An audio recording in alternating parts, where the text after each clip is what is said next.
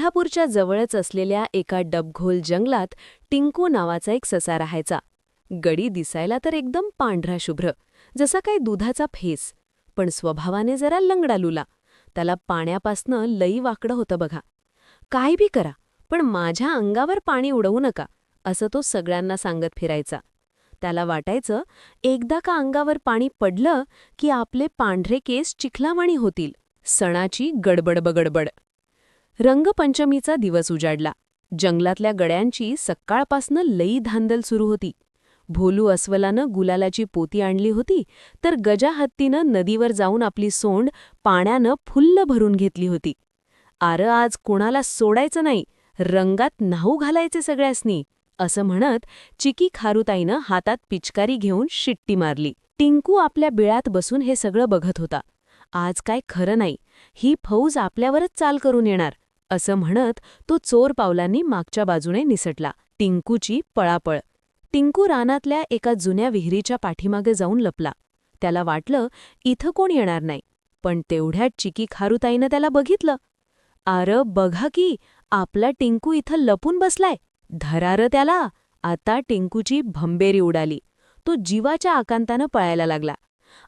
सोडा की मला, नकारा रंग लावू, असं ओरडत तो पळत होता.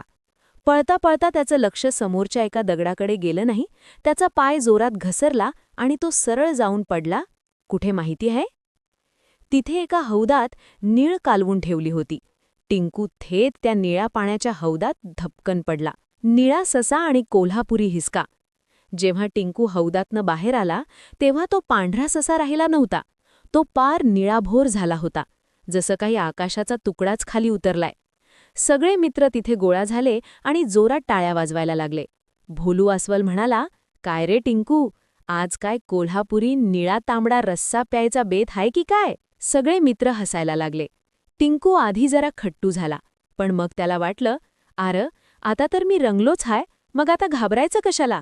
त्यानं जवळच पडलेली एक मोठी पिचकारी उचलली आणि समोर उभ्या असलेल्या चिकीवर फस्स करून पाण्याचा फवारा सोडला. लई भारी जल्लोष.